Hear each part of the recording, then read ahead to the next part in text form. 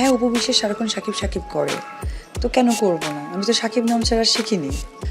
শাকিব খান তো বরাবরই আমার একদমই বিশ্বাসের বা আত্মবিশ্বাসের একটি নির্ভরতার নাম। কি নটিজেনদের তোপের মুখে পড়লেন এবার ঢালিউড সুপারস্টারের দুই সাবেক স্ত্রী এবং ঢালিউড সুপারস্টার সাকিব খান।